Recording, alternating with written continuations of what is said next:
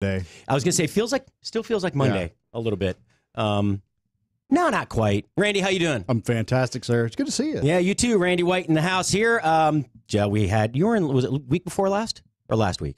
Week before last. Week before last on Friday before last. Yeah, and so we had a nice, fun 2-hour segment with just goofing around talking about food. But as I don't know, as a culinary badass, WFC competitor, well, and really smart guy during the daytime. You know, engineer, IT guru, whatever. Yeah, whatever. He's one of those smart guys. We had to put food on the table somehow. Yeah, exactly. So since we're a little short on, we're not short on content, but I need smart people on the radio for Spoony. So Randy's going to be launching actually a live show starting next Monday. It's going to be at what time? At noon Central, 1 o'clock Eastern. That's right. I need to talk to Mark Conway. If you're out there listening, I may have to bump your show to a different time. I don't remember. But anyway, if I do, you'll be all right.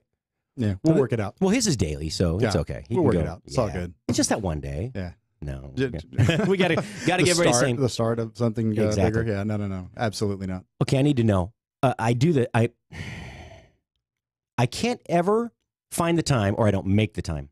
I don't prioritize to get this launched and shared to my page and start a watch party before I go on the air. Of course, if I was in the studio more than 15 seconds before you on there, it'd probably help. But I don't know. Is there a way to automate that?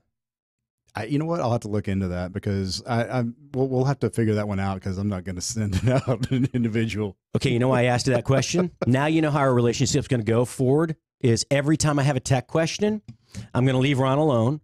And now that we have another smart guy in the house, I'm going to call you. Like every day you're not here, I'll be texting you, calling you. Hey, dude, how can I put this on? Is there like something that when I take a picture, it automatically goes to Instagram and does the right hashtags? Yeah, you're going to be sorely disappointed. I know. That would be cool, though, wouldn't it? Absolutely, Man, it would. That's my challenge. All right. We got to figure that out, though. Yeah, because I'm not inviting everybody individually every time. So come on. One thing I did do was I sent out a message right before, so people can go to Spoony or they can go to Spoony Radio on iHeart to stream in. So hopefully that would bring people in without having to go to the watch party because you should be able to see it once you go to our the Spoony Radio Facebook page, right? Yeah. So if you go to Spoony Radio and you just scroll down, the first feed you'll see is a live feed. That'll be us. Yeah, and then exactly. Now, look, if you don't watch it that day and you want to go back and watch the video, it's always there. So just click on the videos and it stays there indefinitely. There you go. Also, do you have a YouTube page? No. Okay, so I would, yeah. Oh, hey, that's good. I'm not the only one that is not a little technology averse here. Yeah. You know, I'm not even lazy. I need a minute by minute outline of what I need to do for social media, and then I won't be stressing about it every day. Absolutely. Or someone to take care of it for me. Whoa! What is that? I think I lost the spring to it yesterday. Yeah, that one had a blowout. That's a good pen, man. That one came from Together. Allegiance Bank, free. I like good free pens. Feel Absolutely. that? That's like a server's pen in a restaurant. That's the kind you steal when they're not looking. Absolutely. It's like, hey, Mark, can I borrow your pen? Yeah. Sure, chef. Yes. Chef, where'd my pen go? I don't know, man. I put it back on the counter where you were. Yeah. When you sort on the what do you call it, the swag, where you get your personalized pens and things like that, that's kind of up there at the top. That's one of those expensive ones. Actually that's really nice for one that was that's a giveaway. A really nice pen. I don't know where I got that, but I like it. So nice. What were we the name, are you gonna stick with that name of your show? I think so. Yeah, I like it. Well, you know what? We'll let everybody tell us what they think about it. Do you want to not tell them yet, or do you want to?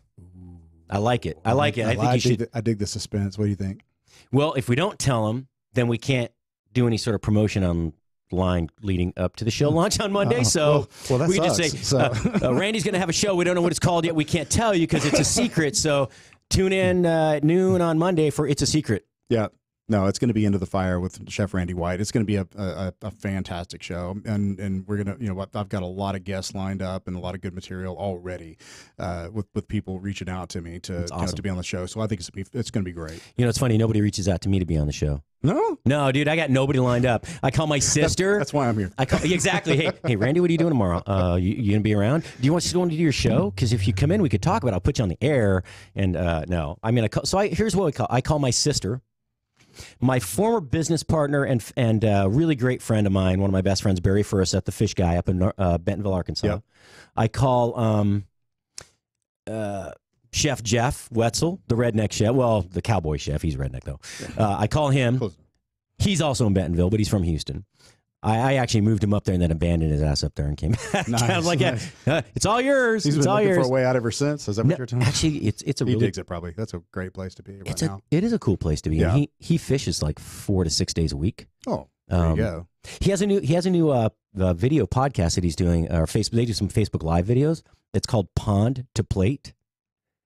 It's very cool. I think I've seen it. Yeah, it's him. It's him and his friend. I'll think of it in a minute. Begins with a Z. I'm sorry, he's from Laos. But anyway, the Laotian guy's very quiet. Jeff's a little loud and boisterous. He's kind of guy comes up to a pretty girl and he's like, "How you doing? How long you work here? Oh, 4 weeks. You all wrestle?" Just to throw people off. Yeah. Anyway, they do all sorts of weird bets. Like if Jeff loses a bet on the boat, he has to swim back to shore from wherever they're at to the. I mean, they get close because it's only. Look, Jeff's not in the best of shape, and he may like to imbibe a little. So do I. Sure. And he may smoke cigarettes, which I don't. But he may look buoyant, but I'm not sure he is. Anyway, but the water was really cold the first time they did it, and I'm like, "What were you thinking? Why would you make that bet?" He goes, "Oh, I'm sure it was great entertainment." Because it was a bet. It was a bet. I mean, let's face it, it was a bet. Oh, so anyway, part of the reason I brought that up is he's going to be we're going to try to convert that to an audio show as well. So that's awesome. Fun. Yeah, he's going to call in Thursday with a fishing report. Good deal. Yeah. What time? Before yours? After? It'll be during the show. During the show? Yeah, he'll give a 5-minute fishing update, and then they'll talk about what they caught this week and where they caught it and how they caught it, how they cooked it. There you go. Yeah. During the 1 to 3 time frame. It'll be exactly. Have you been to Central? Have you been to Bentonville? It's been a while. Were you up there with 15 years? Oh, okay, so you weren't there for the 14 probably. Yeah. What was it?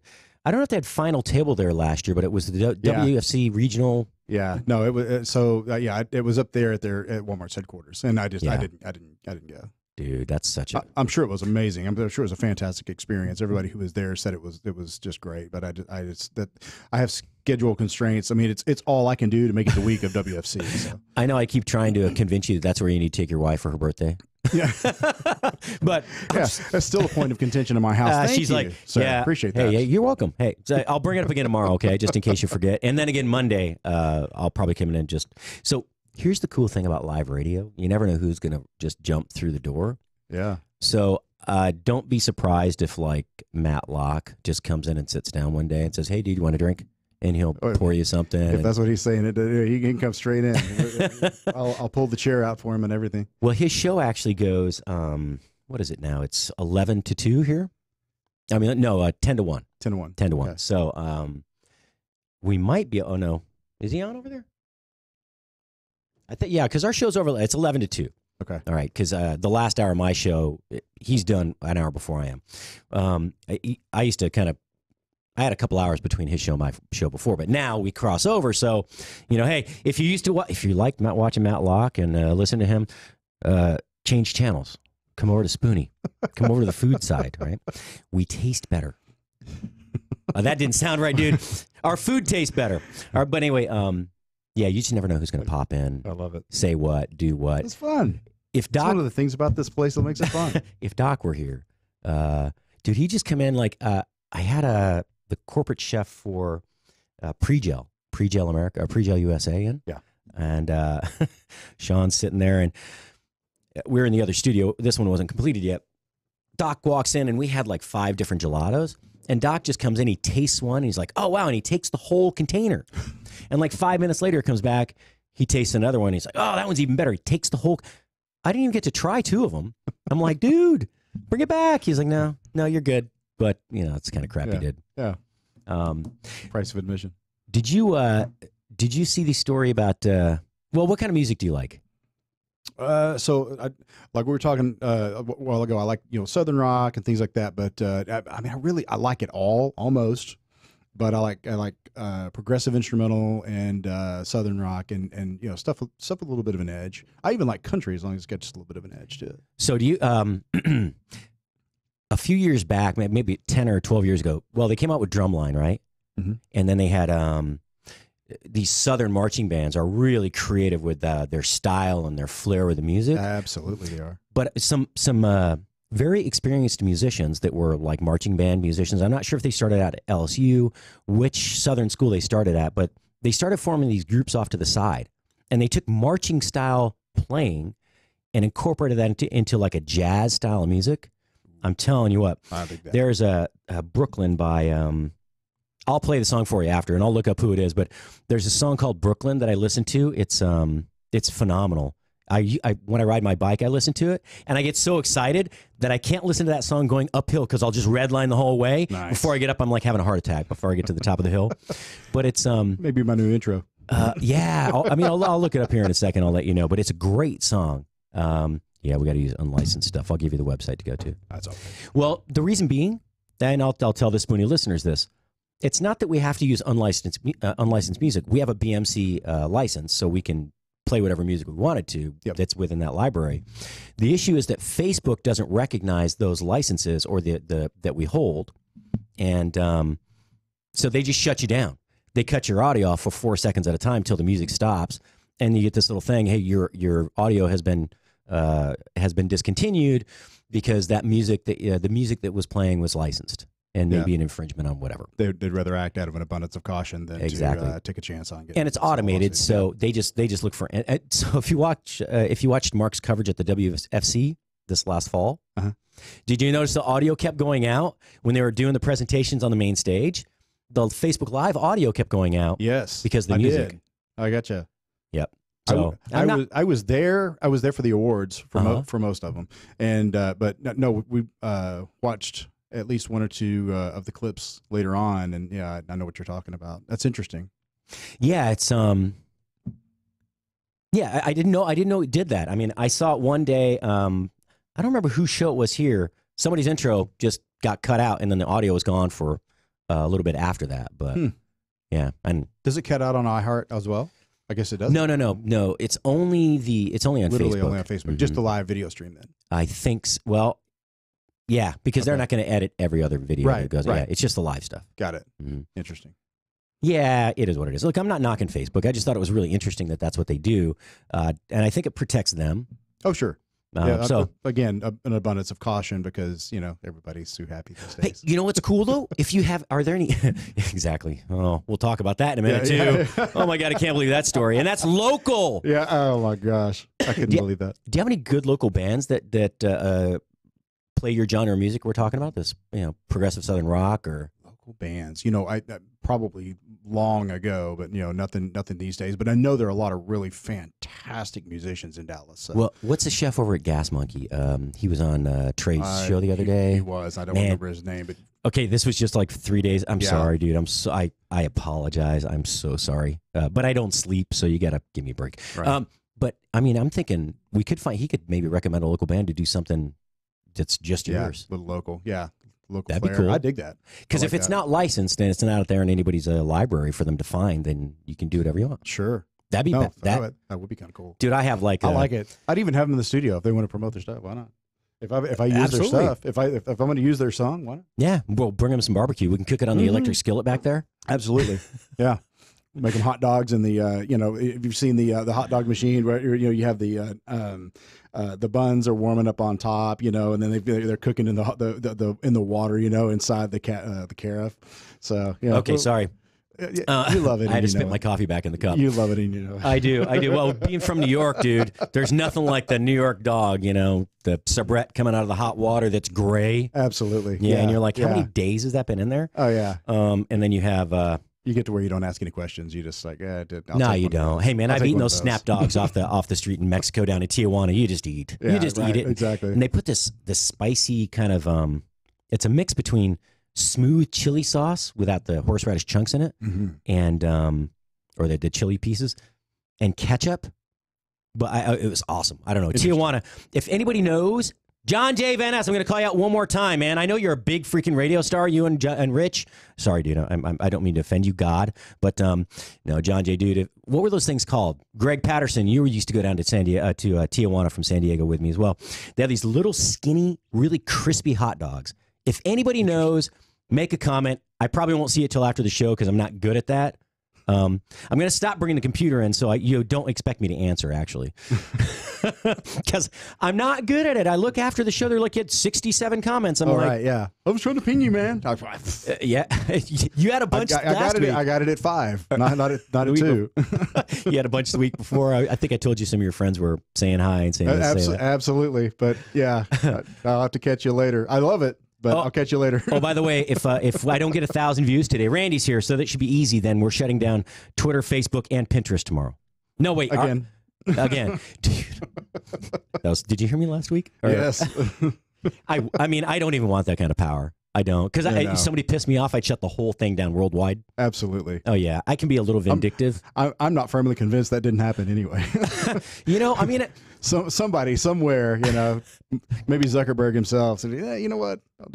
I'll pull the needle out of the vein just a little bit, and then put it back in." You know what? That is a good way to gauge how desperate people are to have their social media. Oh, it was pathetic. Absolutely. It really was. Dude, I know. Like for me, I was like, oh, still can't post. Cool. I can do work. Yes. Everybody else is like, I don't know what to do. I don't know. I mean, you could still see things. You just couldn't post anything new. Like your new, I'm sorry, your whatever.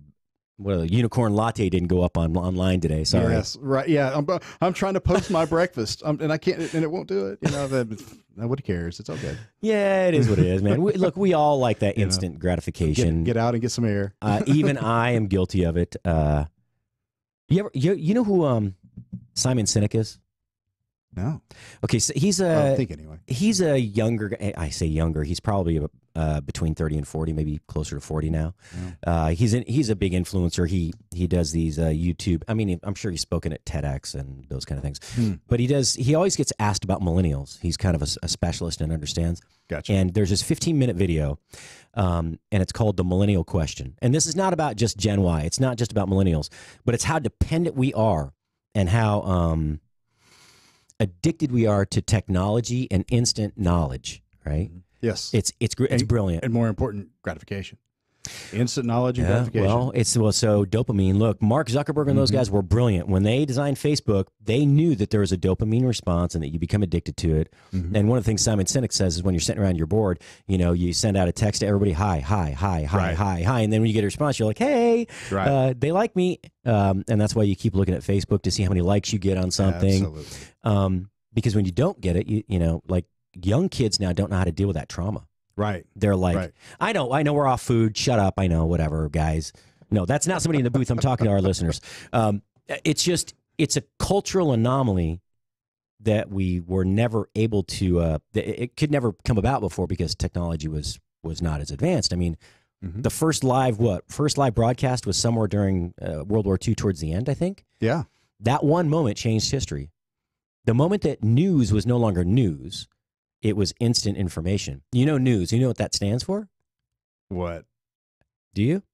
Probably, maybe not. No, it's okay. I mean, if you don't, so news was not a word, right? It was a section of the local Gazette Newsprint. or whatever. Yeah. It was north, east, west, south news. Interesting. And so the stories that came from other parts of the world or other parts of the country and had to travel there, and they would take days or months or sometimes 3 or 4 or 5 or 6 months. I don't know how long it took, maybe a month or two. But those were aggregated and then they were put in as news. So stories from other parts of the world. But news is no longer. It was short for newsprint. Yeah, no, I mean, I had no idea. That's cool. Yeah, it is. And how that word, that one, what used to be a portion of a newspaper, of a information, I don't know, what do you call it? Medium? Yeah, media. Right? Yeah, the most common. Yeah. Became the word by which we know all this data, this information that's aggregated around the world and spoon fed us to tell us what's going on in the world. that one little section now has become this big, broad spectrum of information. Wow. It's cool. I wonder where was that? Do you remember where that started? I don't know which local, what do you call it? Like, I mean, they're called like the Tribune, the Gazette, but what are those called? Like the local, well, we'll call it a news outlet. We say a newspaper now. Pre-news. I mean, but it wasn't called a newspaper then. I forgot what they're called, but some sort of a chronicle. Yeah, it's a Daily Chronicle or whatever. Yeah, but then they all had a different name. Yeah, we had the Saratogian in upstate New York. The Saratogian, the something Star, the Post Star, and the Tribune. I think were the three. Interesting. There was Glens Falls, Albany, and then Saratoga. I don't know. And then New York had New York Times and I don't know 15 other papers that never made it. Oh, probably. Sure, right, yeah. But anyway, where the hell did I start? I don't even know where I started this conversation. But Simon Sinek, look, there's a 15-minute video. I swear, it's really insightful for everyone. I think to see it. Yeah, it's 15 minutes. It's called The Millennial Question, and you can see it on YouTube. Of course, it's free. It's awesome. He's had it's got like 20 million views or something like that. Wow, something crazy. But it's pretty brilliant. It's very insightful. And it's look. They were dealt a bad hand. I was a helicopter parent. You can't do that. You might hurt. Oh, really? My mom and dad sent me off at 5 and 6 years old with a single shot 22 and a box of 50 shells in the summertime and said, "Come back at dusk." Yeah, right. I never killed anything. I just shot it, whatever. Yeah, I'll keep the porch light on for you, just so you'll see, so you can be able to see when you come home. Dude, they gave me a canteen, right? Yep. And like a little satchel thing. It was like a Boy Scout. It was a Boy Scout. I don't know what you call it, but yeah, like a satchel thing, man bag. Yeah. Yes. And I had a man purse. A MERS. A MERS. They have those in Japan. I had a really cool leather one. I came back to the United States. I'm like, this is embarrassing. It was so cool because you don't have to have all that crap in your pockets. Right. Yeah, your pants don't all get holes in them, and when you think about it, I mean, in Japan, you've been so naturally. They have to take planes, trains, and automobiles to get anywhere they go, plus a significant amount of walking. So it's got to be comfortable for the day. Dude, we're already at the end of the first half hour. How much caffeine have we had today? I mean, I've had this much. Okay, I had about that much earlier of regular coffee because I was tired, and I just poured. Okay. I've had one sip of this black coffee. Wow. I think I just need to stay away from the caffeine because we're all over I am all over the map. I told you. I'm that's why. 2/3 of the way gone. Yeah, Japan is one of the most fascinating and one of my favorite places I've ever been. Absolutely. It's where were you? I was in Osaka primarily, but we had we had an office in Tokyo. I started out with a technical translation company. Did you ever go to Kyoto or Kusatsu? Yeah, there's Kyoto, Nara, Kobe are all right there. Yeah, right. Right. Within an hour-ish in each direction. I was there. I used to work for a company in the semiconductor industry, and I was Dai Nippon Screen was the name of the company. They started as a news, like a print media type screen printing place. Yeah. And we worked in the semiconductor industry, and I would go to our factory was in Yasu, which is way up in the country. And I mean, we're talking past the English signs and so forth, and you keep talking. I'm going to actually post that to my page. We'll do it in the break. I love it. So the thing about Japan is each we have regional diversity of food here, but it's very, very different there. Yeah. It's and they're you could only be like, it might be 150 miles away, and the dialect changes completely as well. Of course. Absolutely. I mean, here there are only a couple of real strong dialects in this country that you can't understand if you speak typical English, like the Cajun. Texan is one of those. We require a translator. Yeah, no, I mean, really, but the deep woods of easy. We just have a twang. Twang. Twang. Our enunciation takes a hit sometimes. As he takes a hit of coffee. Yeah, dude, you didn't want to finish that breath before you took another sip. No way. That's what's feeding my body right now. So they're going to start typing in, what is in the coffee? We need some of that. I swear it's nothing here. I brought that from home. Yeah. So hey, we're going to turn the camera off. I'm going to take a little nip. It'll calm me down here. Hey, we're going to go to break real quick. We'll be back in 2 minutes. Chef Randy White in house. I don't want to call it chef, master. It's all good. Punt. I mean, it doesn't matter. Anyway, we'll be right back. I've answered a worse than you're going to say. Oh, all right. Just don't call me Paul, okay? That's right. All right. We'll be right back. Stay tuned.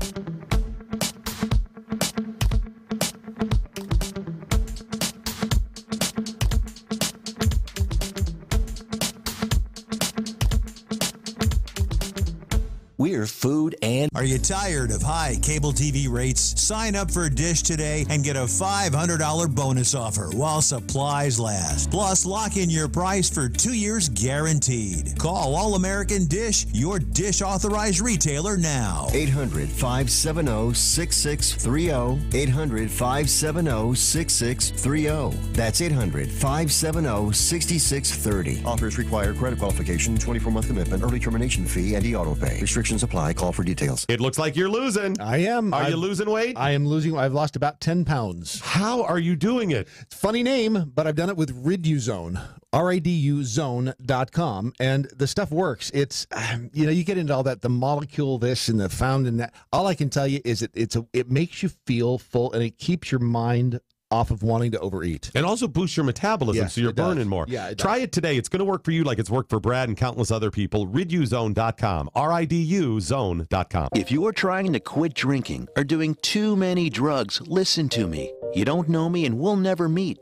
I had a problem like you once. I drank and used to party a little too much till it got out of control and almost ruined my life. I realized I needed help to fix my problem before it totally destroyed me. If you've tried to fix your drinking and drug problem and you know you can't do it alone, you need to call the National Treatment Advisors. They'll immerse you into a 30-day program to replace your old habits with new habits and totally change your life. And if you have PPO private health insurance, the entire program may be covered. Fix your problem right now before it gets any worse. Get clean. Call now and learn more. 800-296-1252.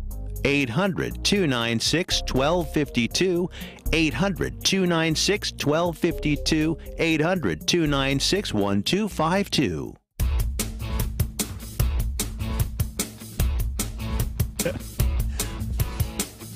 And hey, we're back. This is Chef Patrick Mosher, the Food Biz Pro. I'm here with Randy White. I don't know what to call him.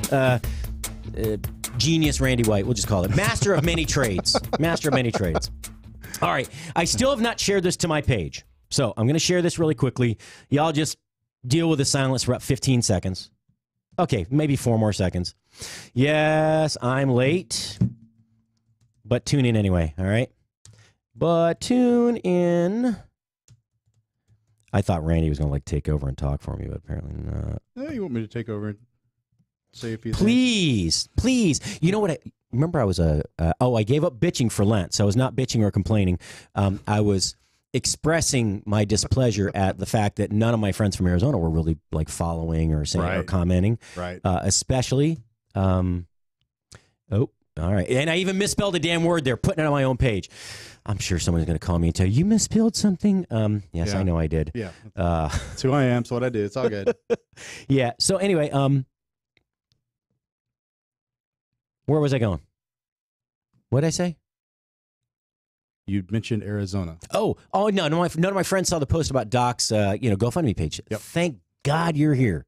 I'm serious. Matt's not behind the glass to keep the thread. Well, because we weren't talking about the subject at hand. I just right, of course, yeah. Of course. We were talking about a subject, not the subject. Exactly. Anyway, I see that a bunch of people are starting to people that I'm not used to seeing are commenting. Yeah. And I'm really happy about that. Good. So thanks, Arizona folks, all my high school and junior high and college friends. Thank you very much. I love you. Keep tuning in. I need money. I need 1,000 views a day so we can get 5,000 views a day and get 10,000 views a day. And then I can make real money like our buddy John Jay. I keep plugging John Jay and Rich. So I'm serious. These guys are so funny. If you can find them, John Jay and Rich, they have a great morning show. I think they do 2 or 3 hours. They're based in Arizona, but they broadcast. I don't know how many markets they're in. I know they make a lot of money though. Sure. John Jay, call me sometime. I know you can't have me on your show because iHeart won't let you do that, or whoever the company that owns iHeart is. Clear Network? Clear. Yeah. So call me off the air and tell me how you did it, man. I know you went to school to study this stuff. I don't have that luxury. And daddy needs a paycheck, so. Yeah. All right. So back to that story. So we were talking about everybody's Sue happy. Yeah. Right? Oh yeah. Uh-huh. So what was the story you just came across? Oh my God. Well, so well, yeah, I didn't see it. You told me. So apparently, and so I kept it up here. Apparently, at an Olive Garden here somewhere in the Fort Worth, Tarrant County area. Somebody got the stuffed mushrooms, which, I mean, you know, they come out hot. They come out on the, you know, just about sizzling. They ate one.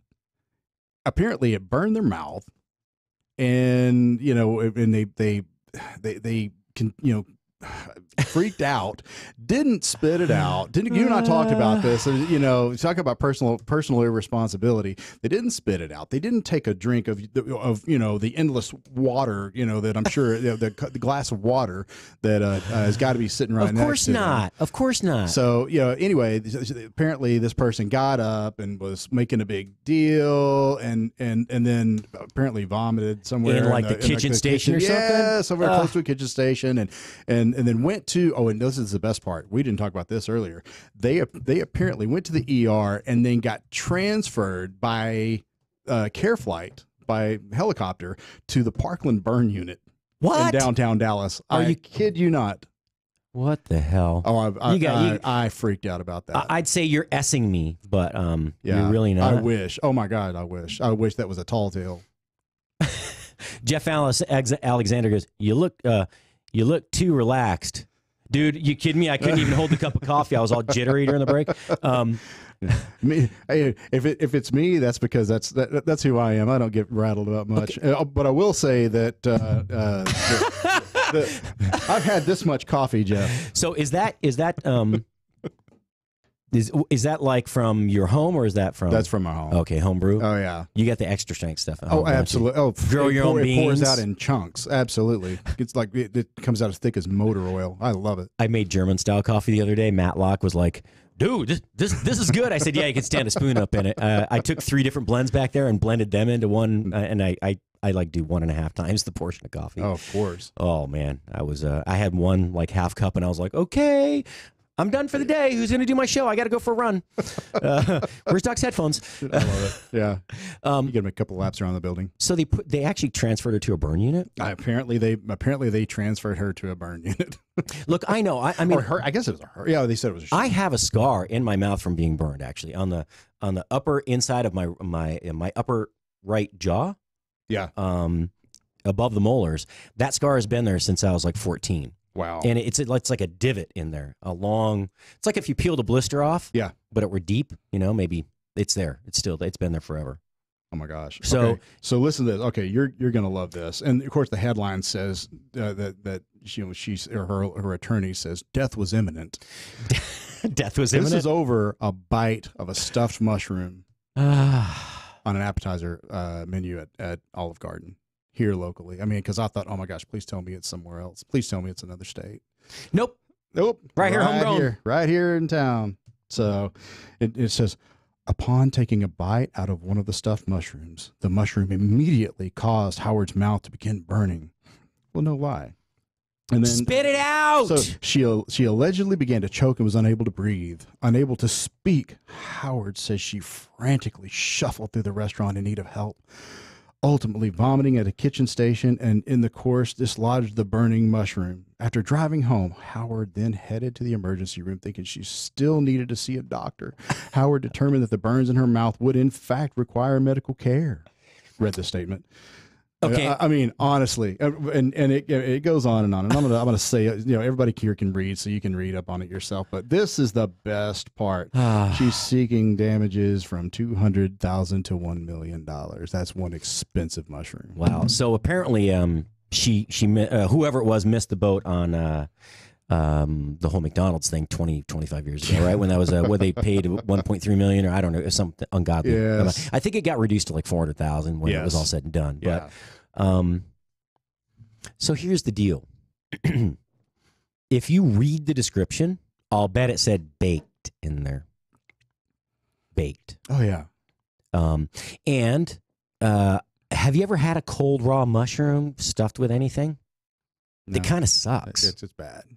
Yeah, I have eaten a lot of raw mushrooms in the restaurant. Yeah, right, when I'm really hungry and you have nothing else online, you're slicing mushrooms, you go, just pop one in your mouth. Yeah. It's disgusting, but you know. Yeah. Never cold. The assumption is always hot. Yeah.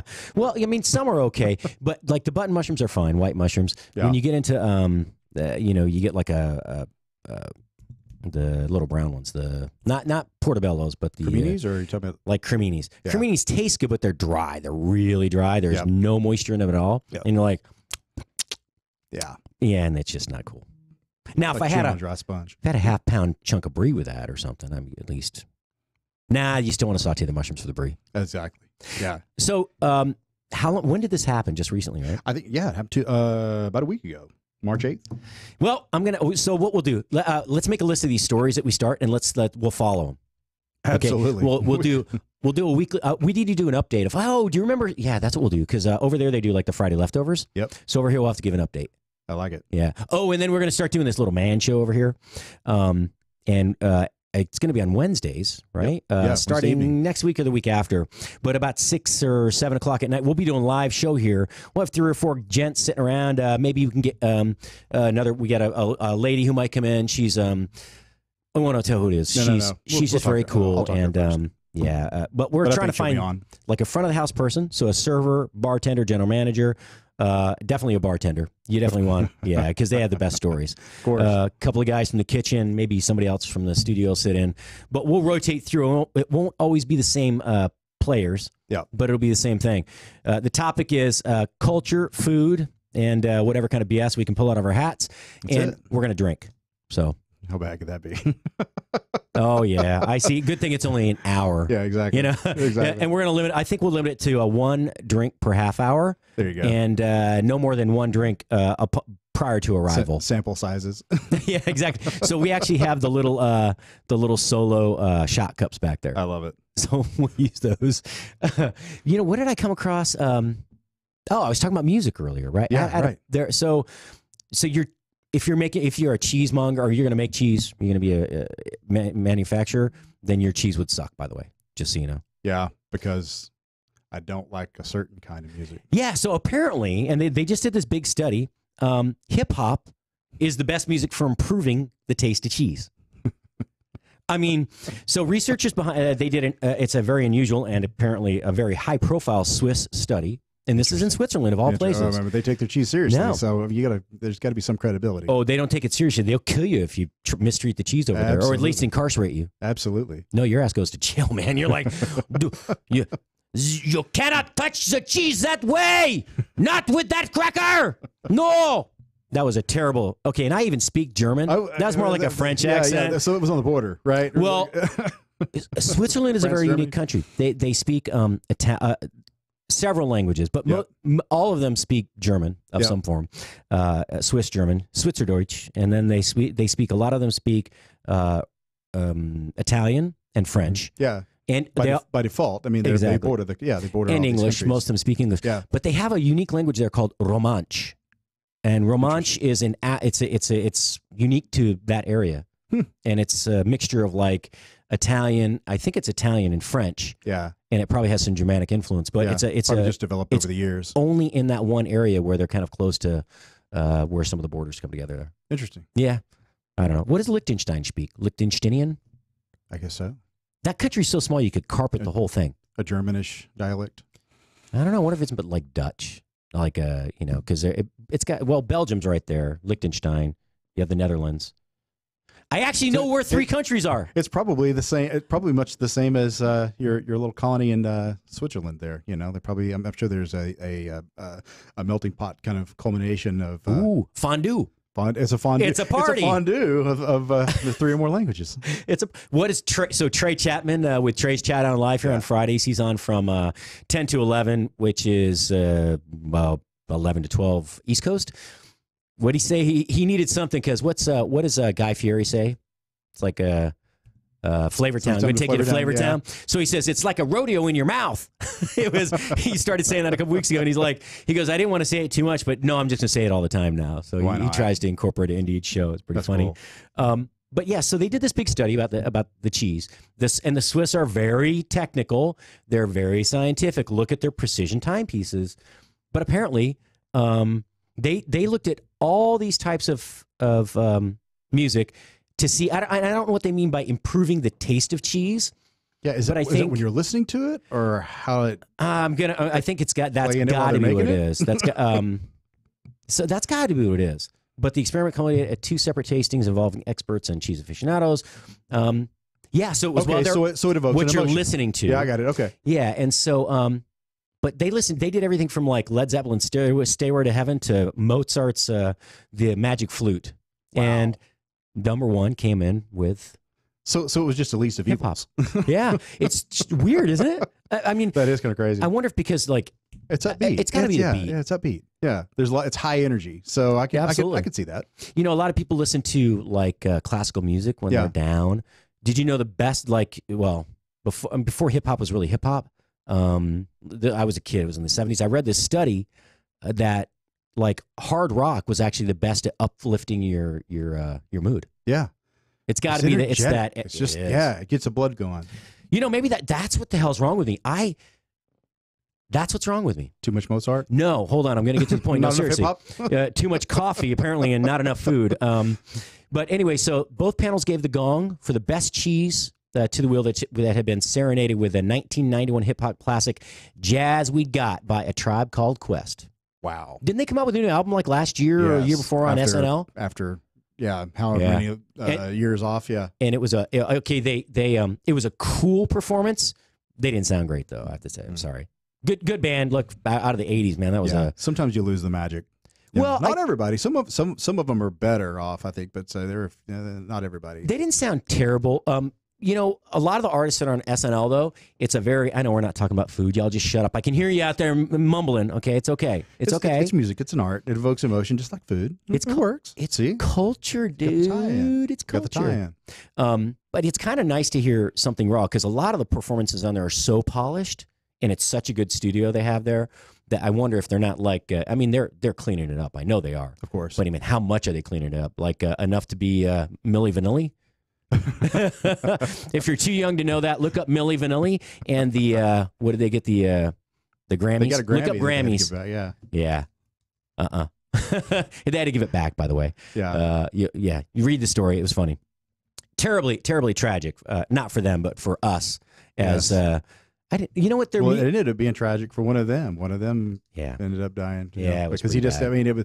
You know, that's was just I guess an unfortunate incident where they were. I'm sure they were probably talked into doing that by, their handlers and their producers and so forth. Oh no, it'll be great. No one will ever know, and everything will be fine. And hey, dude, they caught Rick Springfield too. Sorry, you can't even not play your own guitar.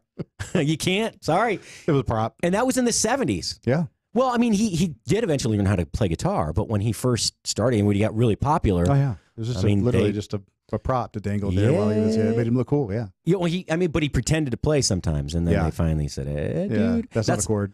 Did you see the one where Britney Spears is when she gets off sync with her recording one time? I'm pretty sure it was Britney Spears back in the 90s. On what? Like, well, she's singing live in a concert, and she's not singing with the music that's being played at the concert. You know what? I think that's happened to almost every one of them at one point. I would imagine that because they go through such ebbs and flows in their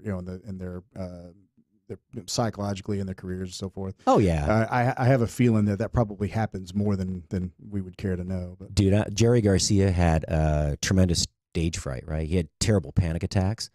I could see if I were in front. I'm serious. Look, I don't mind talking in front of 1,000 people. 2,000 people. I can do a live impromptu speech and I could just BS about food and tell some stories about how good stuff tastes and it's okay. But if you put me on a concert in front of 40, 50,000 people, I swear I'd probably pee my pants and pass out. Oh, sure. That's a lot of pressure. Every other night, every 3 nights. Sometimes twice a day. Yeah, back then they did. Absolutely. They used to, or they were night after night. They do 5 days and then travel time 5 days. They just, it was crazy. Yeah. But dude, we are all over the map, but in a good way today, right? Now, I said, hold on to that thought and bring me back to it because I don't remember what we were talking about. What was I going to say? Something about we were talking about the cheese because I wanted to go back to that. Yep. And then a listener will tell me, dude, you got to talk about it tomorrow. Dude, I'm all over the place. I'm so excited about your show. It's Monday extended. No, I am. I'm excited about the show next Monday. I am too. It's going to be fantastic. I've already just received a significant number of people have reached out and they're interested. They're interested to hear what we have to say and stuff like that. And I'm excited. I'm excited to do it. I'm excited to have some really incredible guests. Some of them you and I they're mutual peers, colleagues, friends, and some of them are people that are from other places, other industries, and so forth. But they're tied. Everybody will be tied to food in some way. Well, I have to say, I've a shout out to two, one organization and one gentleman there, and then first and foremost to Mark Conway. So I had this. He's awesome. This weird idea to do this channel, 24-hour food talk radio. What in the F was I thinking? Really? I don't know. I mean, I spent 30 minutes a week on the air with Doc, and I thought, let's just do a 24-hour food radio channel, man. Everybody's going to listen. We're going to make $1 billion. It'll be easy. We're going to make $1 billion. I'm going to buy a plane. I'm going to see all my friends all the time. I'm going to fly to Paris for lunch. What the hell was I thinking, really? Yeah. I mean, you know how hard it is to get advertising dollars for a show? Yeah. Wait. You already have people calling you to be on the show. Probably not as much for you. No, I'm just joking. No, but I do love this. And Mark Conway, if you haven't heard his podcast, he does a show. He does a show every day for Spoony Radio. And it's called The Family Meal. Check it out. His show is directly preceding mine right now until next week. I'm going to bump him back an hour or ahead an hour. So he'll be an hour before. And then you're going to take that slot. We'll just, we'll give you a repeat all the way across. But you get one live show from this studio every Monday. Yep. That's going to be cool, man. It is going to be awesome. I love it. Oh, and Mark, by the way, we'll work out scheduling, brother, because if we have to, it'll be it's all good. It doesn't really matter. What I want to give him is I wanted to give him that lunch window between 11 and 2 on the East Coast for him, and then I give him but he's got a good drive time slot where he's it's after 9 there, but it's before 6 on the East Coast, I think. Yeah. Or whatever. Yeah, it's before 10 and after 6 or before. I don't know. Whatever. It's 3 hours difference. I'll tell you this: his podcasts are incredible. They really are fantastic. I have to tell you. So he was on another show, where he did well. I have to tell you, Mark, dude, you've stepped your game up. You're doing awesome. I think as a solo, I think the biggest thing is he's a great solo host. Yeah. And Mark, dude, you're stepping it up. And he's going to call in, by the way, at the bottom of the second hour today. He's going to call in and give us a quick update on how the WFC, the World Food Championships, it was the Caribbean cook-off, went down in Puerto Rico. The Caribbean Food Championships, that looked like a fantastic time. And I think the winner there gets a golden ticket to go straight into New Orleans, right? So that's why you had a lot of or not New Orleans, but October in Dallas. They had a lot of international competitors who came in to just to compete for that ticket. I believe. We'll have to ask him about it, but I think that was there was a good representation from several different countries. Yeah. So the other thing I want to say is thank you to Mike McLeod for starting the WFC. Mike, I need you to get your call in every week and give us a quick update, just 2 minutes maybe on Fridays or Thursdays. But anyway, Absolutely. If it weren't for the WFC, then Mark, the reason I want to give a shout out to Mark Conway is he's helped me network. I wouldn't have met Andy Emhoff, I wouldn't have met, I reached out to Mark randomly about a little over a year ago. Mm-hmm. And then as we got closer to the NRA show, the National Restaurant Association show in Chicago, I said, hey, are you going to be there? And he goes, yeah, we're going to be there. I said, cool. We're going to set up our radio. I mean, it was the first time we'd ever done any recording or broadcasting. We couldn't broadcast live, so we recorded 100 interviews between 3 minutes and 16 minutes long. Yeah, whatever anyone will give you, right? Yeah, no, we did. I mean, dude, I had 3 people scouring the whole thing all day long and bringing people back. But cool. If it weren't for those two, I mean, Mark first and foremost, but introducing us to WFC, and then Mike McLeod and Mark and you know what, and the Lanes from Kitchen Ambush as well, right? Yep. I have to give Mark and Vanessa some props. Thank you very much for your help and giving us a boost when we needed it, right? Yes. And helping you allowed us to carry your content when I had nothing else to put on Facebook. Literally, that was the only Facebook other than my stupid little bacon posts. That was pretty much the only thing on Facebook. So thank you very much, everybody. And Vanessa's is really good too. I know. So her segments are really Have you good. Seen the stuff they've been doing lately? Very recently. Yeah. Just in the last week or two. And she's stepping up her really game. Good. Absolutely. Yeah. It's really good. And I just want to say thank you to everybody. And I know I give the listeners a hard time. Look, our show is growing by leaps and bounds. We started out with we had my show, which was sporadic. I was recording a show once, maybe twice a week. And then I was trying to do one every day, which rarely worked out because I wasn't very savvy, and I was very overwhelmed with just the logistics of getting this thing up and running.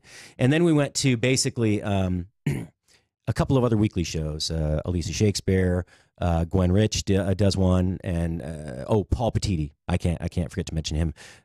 That's Doc's wife's co-anchor on the news up in Bentonville, Rogers.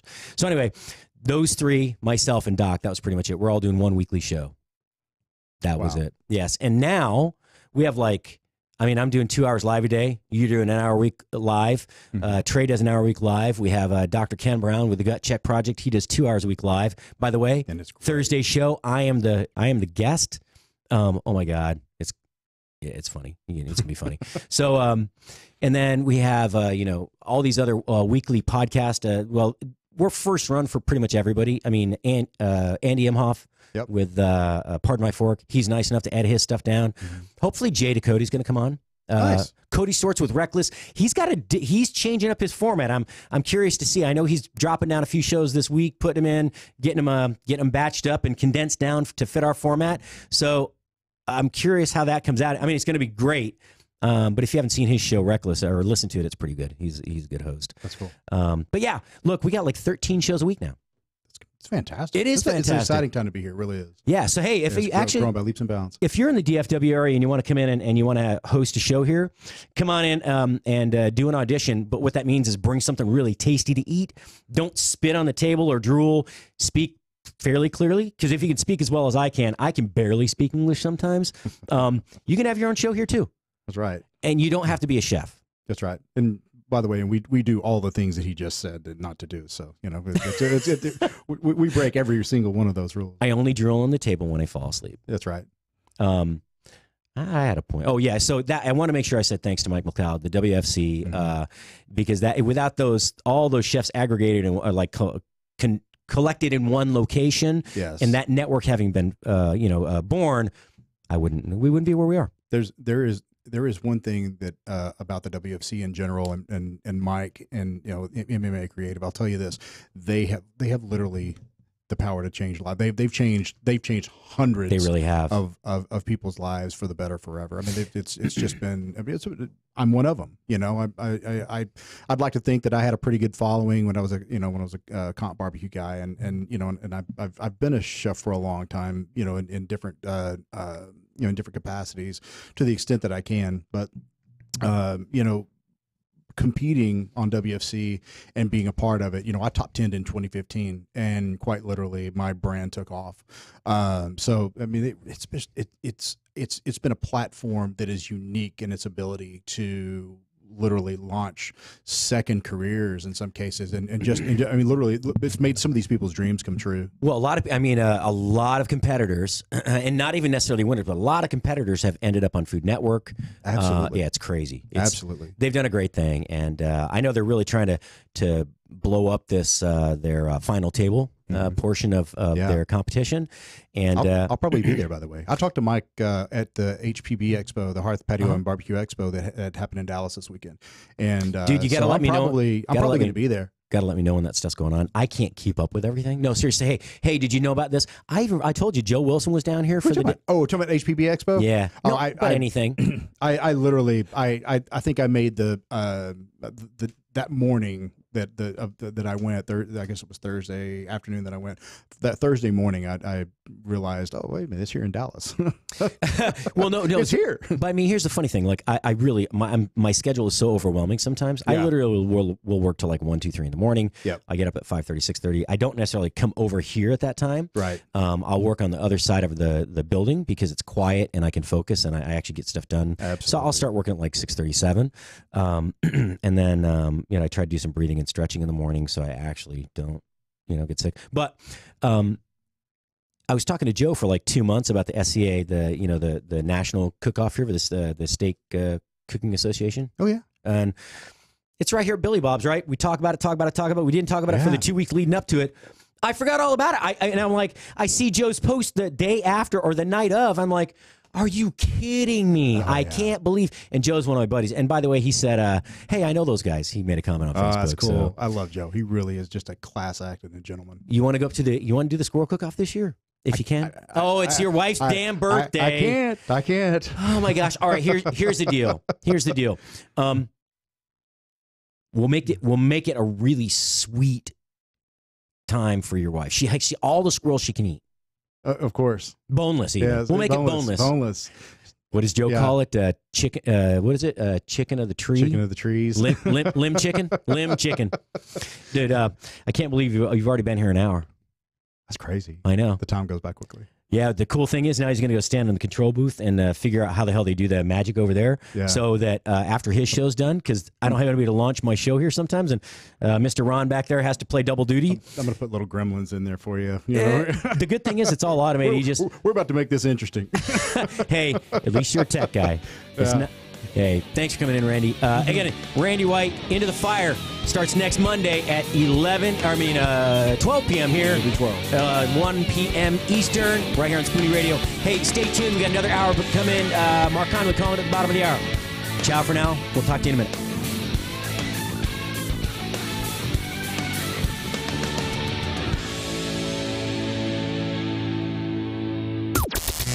This is the only 24-hour take-anywhere platform dedicated to food and fun. We're Spoony. News this hour from townhall.com. I'm John Scott. Meeting with the president of Brazil at the White House, President Trump says he hopes to improve trade relations between the two countries. Our trade has been never as good as it should be in the past. And in some cases, it should be far, far more. So I think our trade with Brazil will go substantially up in both directions. Speaking before that meeting, the president said he and visiting Brazilian President Bolsonaro will discuss the situation in Venezuela. All options are on the table, and it's a shame what's happening in Venezuela, the death and the destruction and the hunger. Hard to believe one of the wealthiest countries is now one of the poorest and most impoverished countries. President Trump and the Brazilian president have met and are now conducting a joint news conference. New documents show that the special counsel was investigating President Trump's former lawyer far longer than anyone knew. A batch of heavily redacted search warrant applications and other documents shows that Robert Mueller began investigating Michael Cohen for fraud at least 9 months before FBI agents in New York raided his home and office. The Cohen probe goes back to July 2017 and focused on Cohen's business dealings. He ultimately pleaded guilty to tax fraud, bank fraud, campaign finance violations, and lying to Congress. Greg Clugston, the White House. Also on townhall.com, Iowa Governor Kim Reynolds says record flooding in her state is the result of a perfect storm of spring weather conditions. We had the bomb cycle low pressure that triggered intense snow and rain. That happened on Thursday. Increased runoff because the ground was still frozen. We had extremely low temperatures, and then we rapidly warmed up. Vice President Pence will travel today to that region to survey the devastating damage. More of these stories at townhall.com. Now you can fly anywhere in the world and pay discount prices on your airline tickets. Book a flight today to London, Paris, Madrid, or anywhere else you want to go. And pay a lot less guaranteed. Call the International Travel Department right now at Low Cost Airlines. 800-452-1075. 800-452-1075. That's 800-452-1075. Take the pain out of ordering your diabetic testing supplies with Diathrive. Diathrive ships the testing supplies you need directly to you when you need them. Best of all, with plans starting as low as $8 a month, Diathrive is probably going to cost you less than what you're paying today. Diathrive is so convinced that you'll love their service, they're offering your first month of supplies free. Simply type the code DOC, D-O-C, at checkout. Diathrive.com. That's D-I-A, thrive.com. Have you done it? You catch a glimpse of yourself in the mirror? I'm one of those people you don't want to see naked. Yeah, most of us. But I mean, you look and you're going, what the? I know. How did I get to whatever? Yeah. Oh, it's horrible. Hey there, it's Doc Thompson and Brad Staggs to tell you about a different way to shed those pounds. This is brand new tech. It's only been around for a couple of years or so. It was based on research from the University of California that said there's a molecule called OEA that's found naturally in your body. It produces it in the Mediterranean diet, that when taken in concentrated amounts, it will actually make you feel fuller and boost your metabolism. I've lost about 10 pounds so far. It's amazing. It Now, really is cool. A company said, we can take this to market and make this great product that'll help you. It's called RiduZone, RIDUZone.com, RIDUZone.com. It's Brad's work. It's worked for Brad's, worked for me, countless other people. Go to RiduZone.com and try today. You're going to love it. RiduZone.com. Remember that, RIDUZone.com.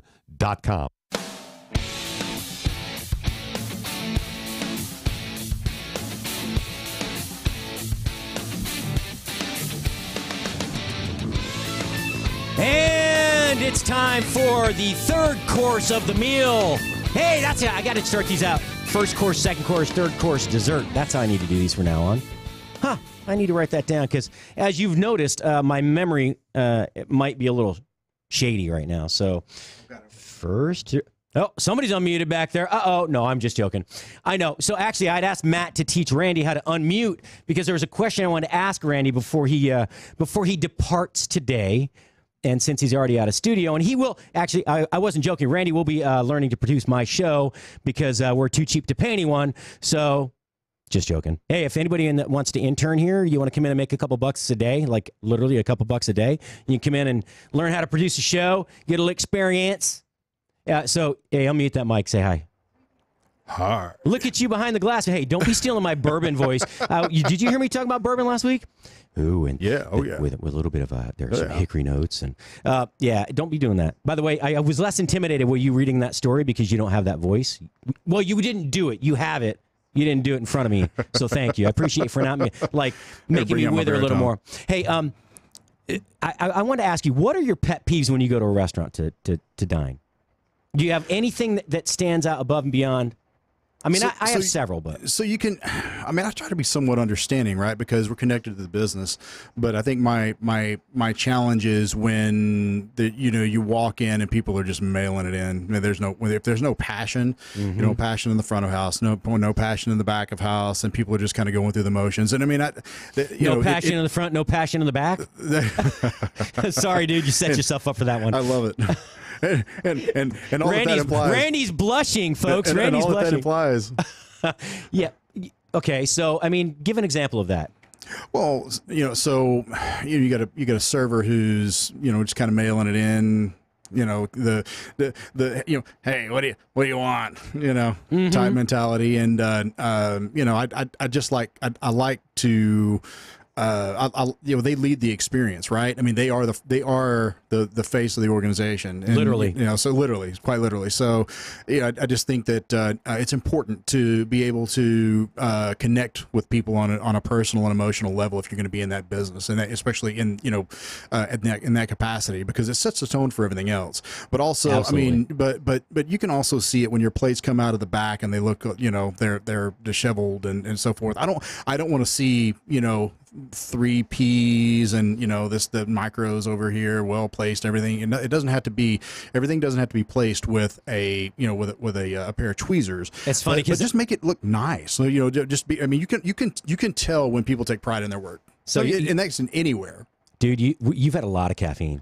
I have. I'm just saying, and that's from me. Like, I need to say anything. I've had less than a half cup of coffee, dude. I'm like flying right now. That I literally rarely. I drink caffeine like one day a week, which is Thursdays when I produce the 2-hour show for Dr. Ken. Yeah. Because it's always Wednesday night. It's always a ton of stuff to get done. They do a 2-hour show, but they show up like an hour and a half early, right, to go through things, and they want your opinion and this and that, and it's great though. It's good for me to work with somebody like that. But back to our pet peeves. But that's the one day I drink coffee on a regular basis, Thursday morning. It's Tuesday, dude. I'm doubling up this week. I'm like I'm becoming a fiend, Oh, absolutely. Yeah. All right. So for me, it's days that end in Y. Yeah. Yeah. I used to be that. I used to take a no-dose and drink it with coffee. Oh my gosh. Oh, Vivarin. Vivarin was like that was like three. The college helper. Dude, that was like 3 no-dose in one, man. And then I would literally chase that with like I'd take 3 of them and then drink a pot of coffee at 1 in the morning. Well, it's no wonder I didn't do so well my first year. I mean, I was. I didn't fall asleep till like 4 in the afternoon. Well, no, probably 8 in the mornings when I fell asleep right when I got to class. All right, so a couple of pet peeves for me. When you're in a restaurant, I don't care what level of service, and a server who has an active table is on their phone, texting. Yeah. That or the manager. Another thing, so the one where you met your wife, I won't mention them because I tore into him on the air a couple times. I mentioned the name. They never seem to have a manager present. Right. There's a very, Nobody working the floor. Yeah. I mean, you met a long time ago, but now I've never seen a manager or been able to locate or identify who the manager is, who is supposed to be the floor manager for that shift. And then the other one is that, look, y'all look at this. If you are watching, y'all watch closely. This is your half. This is my half of the glass. You do not touch anywhere above halfway up my glass of water, my wine glass, anything.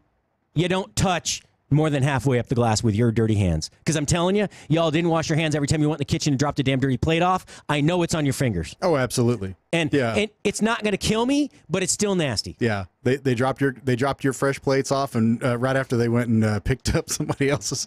Oh, and then there's always that thing like when the reason why restaurant workers wear hairnets or hats. Do you know the real reason? No, I don't know that.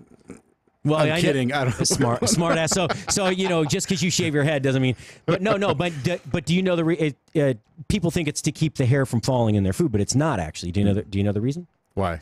So staph grows on your body, and it grows in the places it grows the most are like in your nose, right, and on your scalp. And everybody's staph is different than other people's staph. Interesting. So when you get another person's that staph infection in your body, that staph microbe, I don't know if it's viral. I don't know if staph's viral or bacterial, but if you get that microbe in your body, more than likely it will make you sick. Yeah. And so that's why if you touch your face, you have to wash your hands. Interesting. That's why. And I see people in the kitchen. Oh, sure. They're like, they rub their nose because it's itchy and they go right back to work. I'm like, dude, you're fired. Did you not get your food handler's card?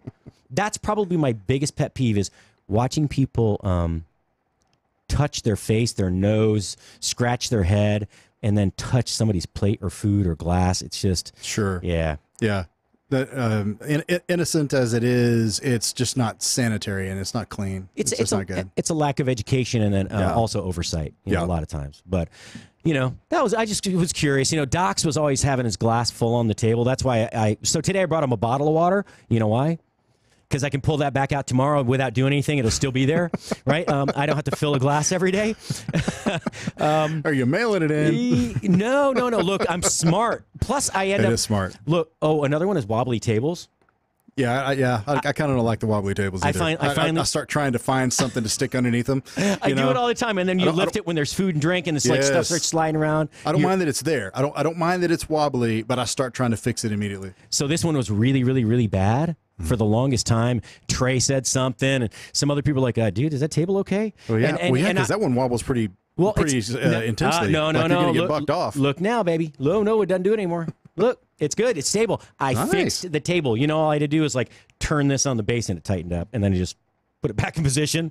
Nice. Yeah, I waited like 4 months. Nicely done. To do that. I know. I remember that. Did you do that last week or something? I did it. Because when I was here the other day, it seemed like it moved a lot, and it kind of makes me, somewhat. In my subconscious, I was like, man, I hope I don't hit this table hard. Everything's going to go flying off. That's actually why, because I used to spill the water that I put out for Doc. So, because I was filling it too full. So then Trey was going to have 2 guests last weekend on Trey's Chowdown. Yes. And he had 2 guests prior, and he goes, dude, that table's so wobbly. Yes. I said, I guaranteed him I'd get it fixed. And so I did it Thursday last week or early Friday morning, maybe. But the table works, and it's safe. Now, if y'all want to come visit us here in Haltom City, stop on by. We're at the Country Network here, 6125 Airport Boulevard, Suite 203A.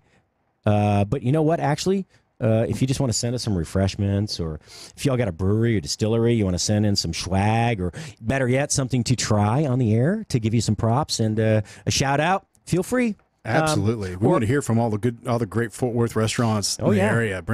We take cash, check, or gold bullion. Absolutely. Actually, I think I have Square. I'll take your credit card or debit card too. That's right. If you want to, yeah. Well, I was going to do like a Cal Worthington commercial right there. I don't. If you want to come and chow, come see. No, it doesn't work now. Never mind. It didn't work. You know what we call it, Spoony, right? What? Do you know the story? So Doc and I were thinking of names. I do, yeah. And we think of all these names, and so what we came up with was Forky, and we decided it was just too racy. Forky was Forky Radio. What do you say? What do you say, dude? What Forky Radio? No. Yeah, but the fun you could have with it. Spoony Radio came out of that, and but. And the fun you could have. we debated whether or not to have Adam and Eve as an advertiser, because they wanted to do a rev share plan with us. And so I thought late at night, like after 10, you could do, and now a Forky moment brought to you by Adam and Eve, right here on Spoony Radio. And basically, it would be a very innocent sounding commercial. Breaking news: Randy has moved his show to the nighttime slot. I thought I'd say to another network, but yeah.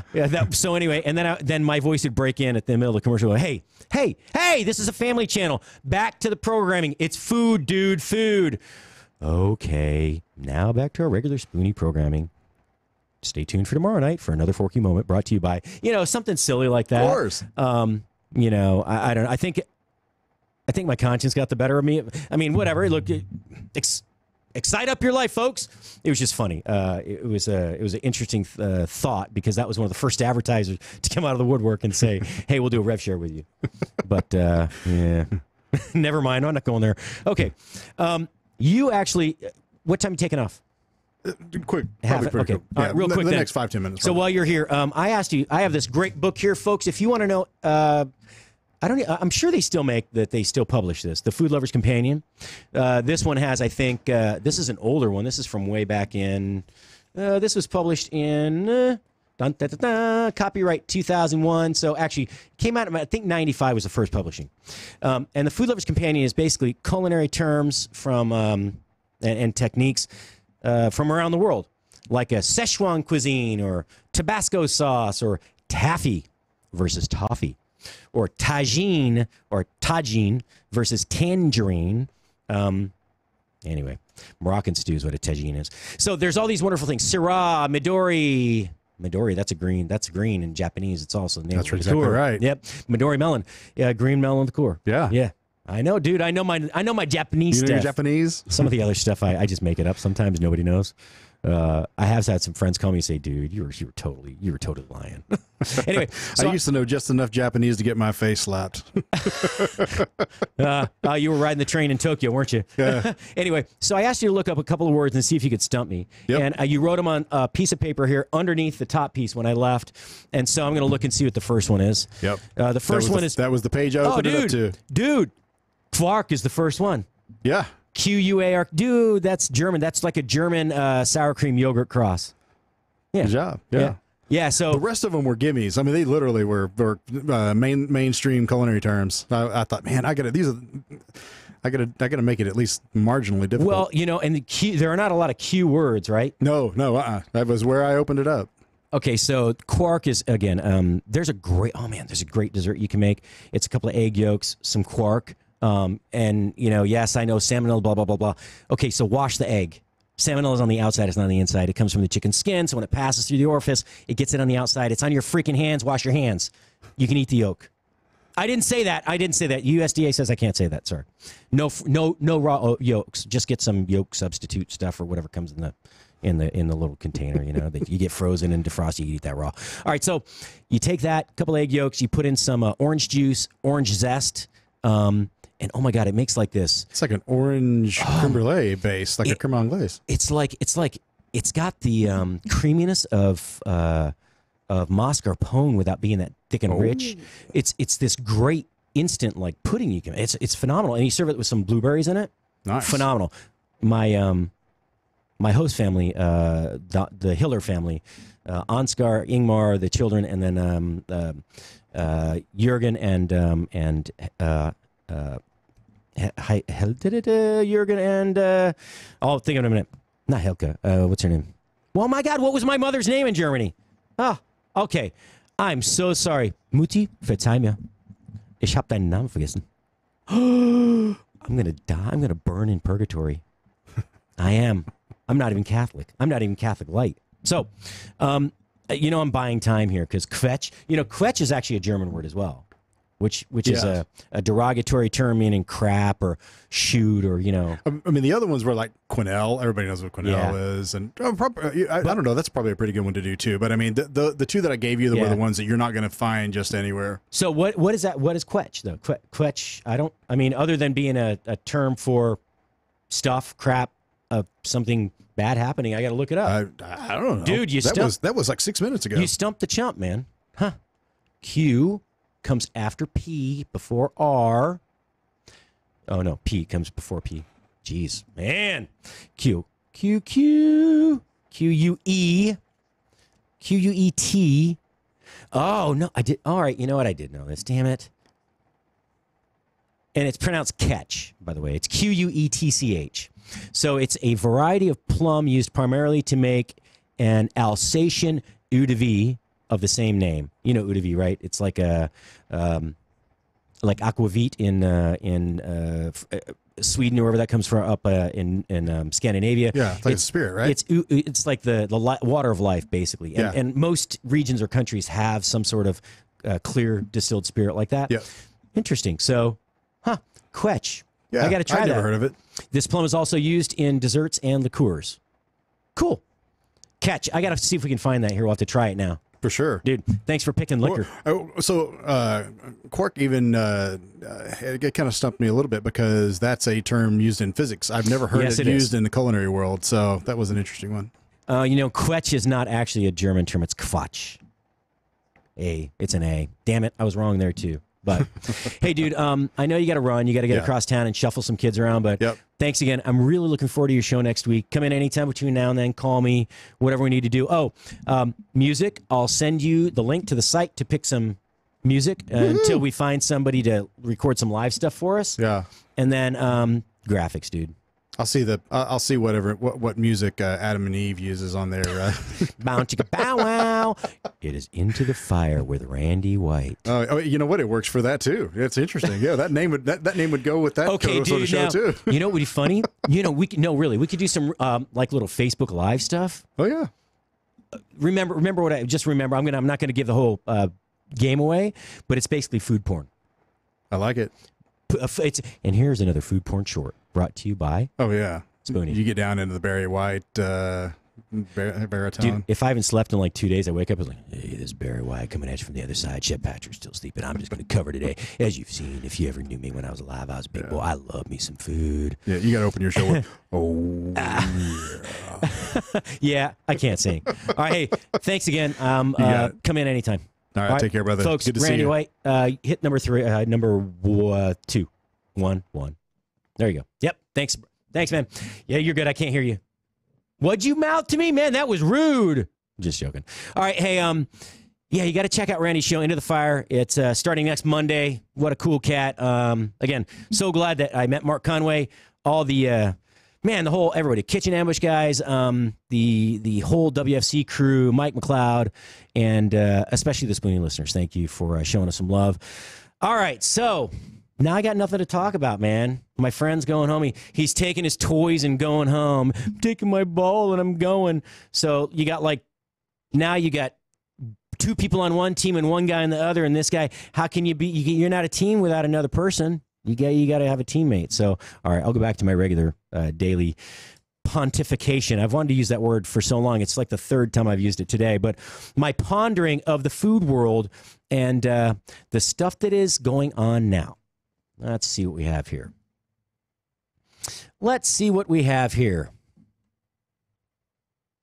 So we talked about the cheese. I think that's kind of cool that a specific type of music by two different teams of listeners that were all either cheese aficionados at some really like world level or cheese producers. They both picked hip hop. That's crazy. I would have thought it would have gone a little better with I don't know. I think classical would have been something. Oh, I did read this. I didn't get to listen to this podcast yet, but I didn't know instant ramen. Look, we all grew up eating instant ramen. I got a whole cabinet full. So if you want some really interesting, really spicy stuff from Japan or from Korea, Doc Thompson was a instant ramen aficionado. He ate that stuff day and night. I don't know. Well, he didn't eat the broth though. He would just mix the seasoning in or make the broth, add the seasoning, and then drain it off. So he didn't get all the sodium. But anyway, I didn't realize how long this has been around. It's been around 60 years, since 1958. That was the first year. 1958 was the first year in which Japan ever produced instant ramen. Over 100 billion servings are eaten every year. 100 billion. 100 billion. That's on average. What do we got? Around about 7 billion people in the world, somewhere close to that. So divide, that's about, I don't know. Let's see. 100 billion servings. That's nuts. I can't divide 7 into 100. I mean, it's like 13, right? 100 divided by 7. Oh, 14.2. I was off. All right, so you figure that's 14 servings per person. And this is everybody. This is like infant to, end of life that's still kicking and breathing. 14 and a half per person worldwide annual consumption. That means in Asia, I can't imagine what that means. Like in China, I know that Chinese people, a lot of times they'll travel with like instant ramen or other instant noodle dishes if they travel a lot internationally. That way, if you get somewhere like at 3 o'clock in the morning and you want to just have something that you're familiar with, you don't have to have some weird concoction that's only available at that time of the morning in whatever, bizarre place you end up in. And also it's light. It's very easy to carry, and it doesn't really, your bags aren't overweight that way. Because if you try to bring cans of green beans and Dinty Moore stew, it's very heavy, by the way. Anyway, 100 billion servings a year. It's a worldwide staple, and interestingly enough, I'm going to listen to this podcast later today. The inspiration for this invention came from none other than the deep-fried Japanese dish known as tempura. That's right, tempura. So again, I'll tell more about that tomorrow because it's a 15-minute podcast. But I thought that was really interesting. I love food history. I like actually the origin of words as well, etymology. And food kind of follows that same path, right? There's the original word and meaning, and then there's the original dish and region and preparation and flavor, right? And from whatever origin, whatever region it originates, and then the word may travel outside of that region, and it may eventually travel even further outside that region and become a worldwide thing, right? So, like sushi in Japan, at least 30 years ago, I guarantee you there was, if any. No, I don't think there's any mayonnaise in that stuff over there. It's all over the crap here. Now, don't get me wrong. I love American sushi. I like our creativity, but the words are the same way. Like, words originate in one location, one geographic location, and then they may migrate with people that move to another location, and it become a household term around the world, right? Like news. News was only a word in the United States within publications that were to disseminate, in societal information, and that news section, Northeast, West, South, became a household word worldwide. Everybody knows what news is, so I find it fascinating. Anyway, etymology. What is I wonder what the science of the origin of food is. Curious. The name of the science of the origin of food. Food science. Huh. I'm going to call it, what am I going to call it? The etymology of etymology of palate, stupid. Origin of Food, Sacred Science. I guess food science, but anyway, there's got to be a cool word we can make up. Somebody throw it up on Facebook. All right, I'll look back at the end of the hour and we'll talk about it a little bit. Are you kidding me? We can't be down to less than a minute left already. Oh, I guess I spent a lot of time talking to Randy. Huh. Okay, good thing. You would have had to just listen to me talk about food instead of fun. But all right, we got about 30 seconds left. Mark Conway's calling here in a minute. He's going to give us a final update on what went down. He was in Puerto Rico. He was in Puerto Rico for the 14th to the 18th. So last week, Thursday or Friday, through, I guess he got back home yesterday to Virginia. So he's going to give us a quick update on how the Caribbean Food Championships went. And then I'm going to talk some more food, fun.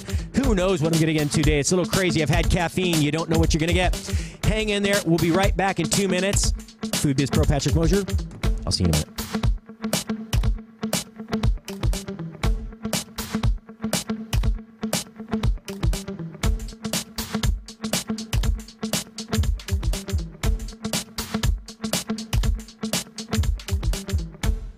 Never Forgotten Apparel is more than just a premium women's and men's clothing line. It's a movement to remind us to wear American-made and serve those who serve us, our heroes. Never Forgotten Apparel gives 20% of their total sales to nonprofits that support homeless veterans and off-duty firefighters, and 50% to individual veterans and firefighters in need nationwide. Check out neverforgottenapparel.com, use promo code DOC, and get 15% off your purchase. That's neverforgottenapparel.com. Fast Track Student Loans can get your student loans out of default, stop any wage garnishments, stop collection calls, and stop seizure of your tax refund. Give yourself a break. Stop the stress and get your student loan payments down to as little as $25 a month, based on what you can afford to pay. 800-709-4395, 800-709-4395, 800-709-4395,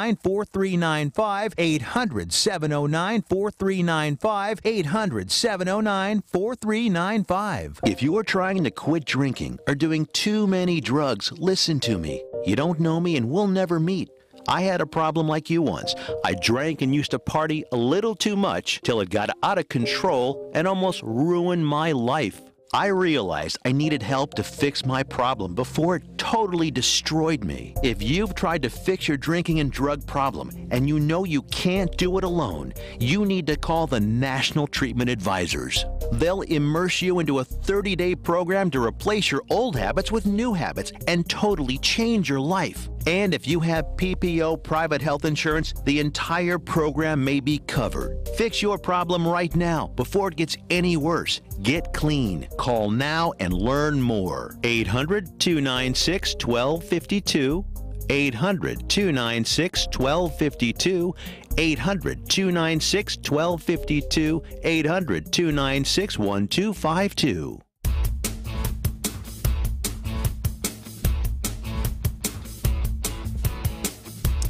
Man, I'm going to have to buy myself a girdle. I just saw myself from the side. Woo! Chef Patrick needs to go on a diet. Actually, I am down to about 201.9 pounds from about almost 220. I was 218.6. So, thanks to my good friends over at Rid-U Zone. That's R-I-D-U, the letter U, Z-O-N-E. Man, I'll tell you. It's got a special molecule somebody discovered, but that's in olive oil, and the team at Rid-U Zone said, "Hey, you know what? We can bring that to market. We can put that in a tablet, help people control their hunger, not crave sugar so much, and maybe lose a little weight and be healthier in the meantime." Anyway, go to riduzone.com. I'm sure there's some sort of discount. Type in Mojo50 or Spoony and see what you get. I'm sure it's at least 10%. They love us. We love you. Support your local habit. That's us. That's us. All right. And, I talked about Dr. Ken Brown. He's a gastroenterologist. The guy's a really smart guy. He is all about gut health. And I don't know if you've been reading the news lately, but yeah, I know I'm putting all the commercials together at once. It's okay. Rid-U Zone is a gimme. All right. I like Sashi and those guys over there. So it was a freebie. They're not gonna complain. But Atrantil was formulated by Dr. Brown. And look, if you're suffering gastrointestinal distress on a regular basis, maybe you have symptoms of Crohn's disease, things like that. Just try it. It's really good. It works. You can read about it. Go to lovemytummy.com. And I believe you put in Spoony. It's lovemytummy.com/Spoony. Or Spoony in the checkout. Again, you get I believe it's a 10% discount. And look, it's really this has been really helpful for me. Anytime I change my diet at 51 years old, things go a little haywire. But hey, enough about that, because I think I might have a caller, Mark Conway. Oh, he's not on the phone yet. Let me refresh this and see, just to make sure. Nope, not yet. So let me turn that off, turn it back on. Yeah, go live. And no, he's not there. All right. So, Mark, I'm going to send you the number. Mark Conway is going to call in again. He's the host of the new podcast, went up a couple weeks ago, called Family Meal. Chef does Mark does some great interviews with world-class influencers in the food and beverage industry, and he gives us a lot of insight. But he also covers a lot of the World Food Championships. You know what? Actually, he doesn't have kids in the car yet, so he's going to pick his daughters up. He has twin daughters. They'll be in the car in a few minutes, and he will call in then. Yeah. Really, 60 years old. Ramen noodles are 60 years old. I was talking about etymology and the origin of words, and you know what? I came across a map of the origin of specific foods. And I think you might be surprised at where some of the food that we actually originated. I was a little surprised. So, I had no idea. So, chilies, as in peppers, chili peppers, they originated in Italy. Now, most people know that tomatoes. They didn't. Thailand. Tomatoes come from Italy, right? Right? No. Do you think so? No. They didn't. Tomatoes actually came from South America. Did you know that? I had no clue. Okay, maybe I did. I may have studied that once or twice. But yeah, tomatoes actually originated in South America. And there's this great map. It's from NPR.org. And I think they took like 50 years worth of research and compiled where all these basic foods and where they geologically originated. So let's see here. Let's see. Well, you know what? It's hard to read. It's a little hard to read. Huh. Here we go. Cassava. Where's cassava from? West Africa. Okay, that's really not that surprising. Oh, no, actually, cassava melon. No, it's not from. It's from South America. I did not know that. Yams, also from South America. I did not know that. Yams are from South America? No, come on, man. They can't be. Sweet potatoes as well. Ground nuts like peanuts, palm oil. All from. No way. That's all from South America. I had no clue. Huh. Anyway, it's kind of cool. Go to npr.org, and it's called. It's just look up a map of where your food originated. It may surprise you. Pretty cool. One of the interesting things that we learn in culinary school, or that we study, is about what we call the whole cuisine, like the first complete cuisine, and it was really a culmination of many unique factors. So you had pasta, which a lot of we in America identify with Europe, of course, but which originated in Asia, and then these spices, which originated, and they had the spice trade went from Europe all the way to the Far East, and then they brought back spices and pasta and things like that. But there are some other factors that we say in the culinary industry that Italy had the first complete cuisine. And what they mean by that is they ate most meats, right? Beef, pork, chicken. They had pasta from the Orient. Yes, it was called the Orient then. They had the herbs and spices that came from there. They also had the features of the Mediterranean diet: olives, olive oil, tomatoes, and garlic, things like that. These what we consider the healthful properties of Mediterranean diet: seafood, fresh fish, things like that. But then they also had the heavier, more rich items that came from Northern Europe, what we traditionally at that time would associate with French cuisine. So milk, butter, cream, and other heavier items, a lot of things more earthy tasting as well. So all of those actually kind of, they all came together in one location. That was Italy. And there's a fascinating story. There's one family which was brilliant about marrying into the other royal families in Europe, and that was the Medici family. And we basically credit Caterina de Medici. And if you go to the Culinary Institute of America in Hyde Park, New York, Merca. I said America. Then I got to check and see, is Mark on the phone? He's probably, yes, he is. Mark, I'm sorry, you're holding. But anyway, I'll finish the story. Well, give me 1 second, Mark.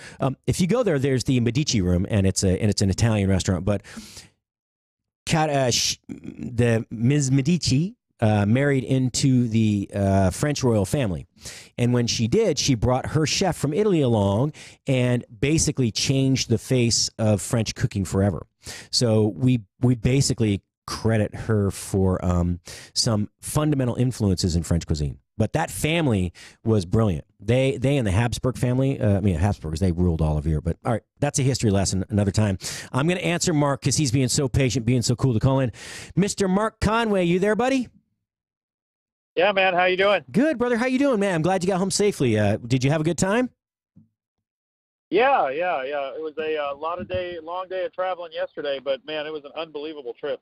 Well, you didn't look like there's any shortage of fun in Puerto Rico. It sounded like you had a really good time with the Alabama coasting boys down there.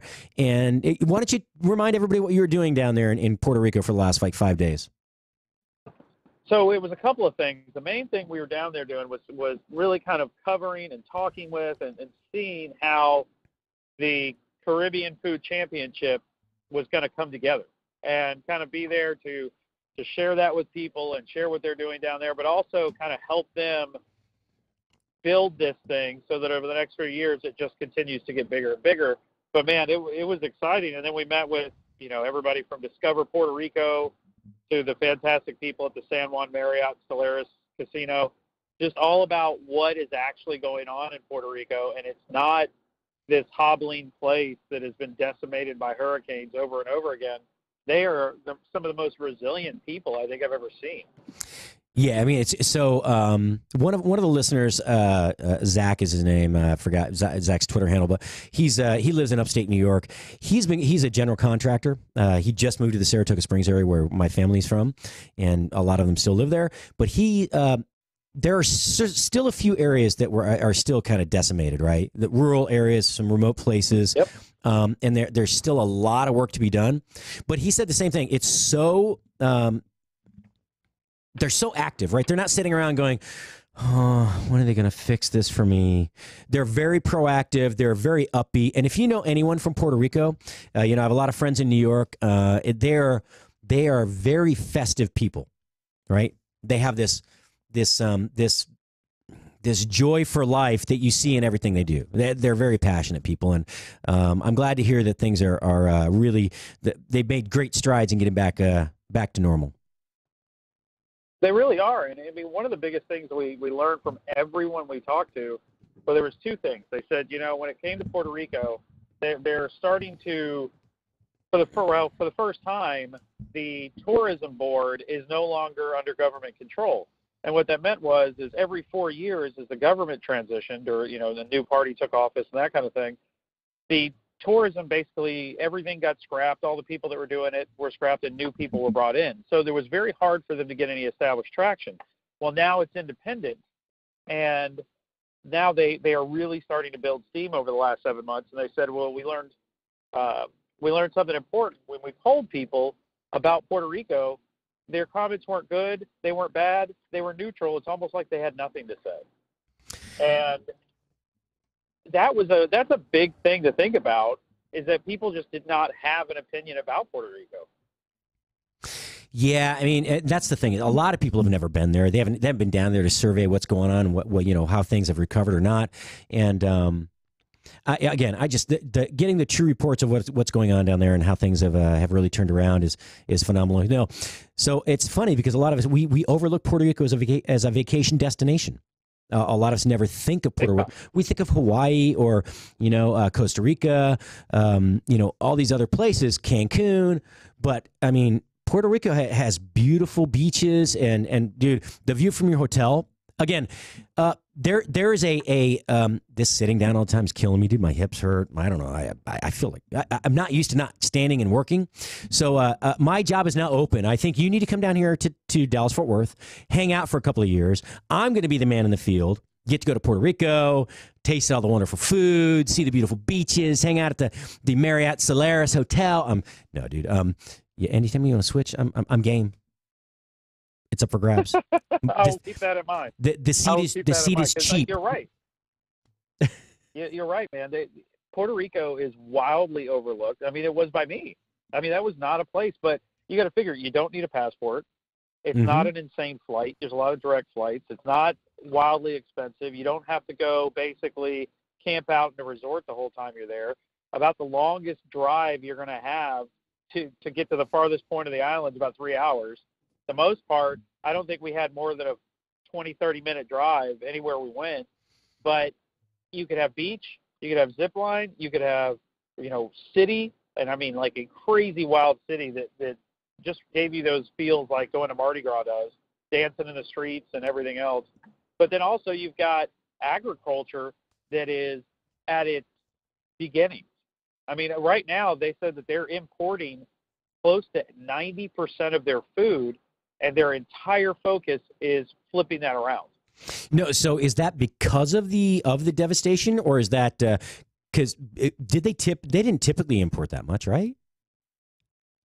Well, there's a couple of factors that are really playing into that. One is, of course, the devastation. That's going to, bury people under as far as financial, their ability. They lose all their crops. They're very, these are very small farms they had.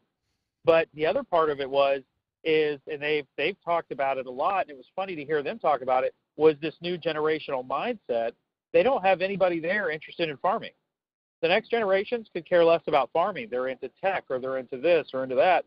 And so they don't have people that want to go and farm what is really some of the most fertile land.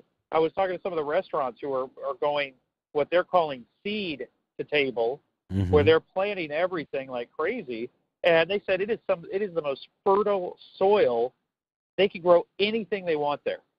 They just have to have people doing it. And that's where the restaurants themselves are starting to do that. They're starting to pick up plots of land and grow their own food for the restaurant.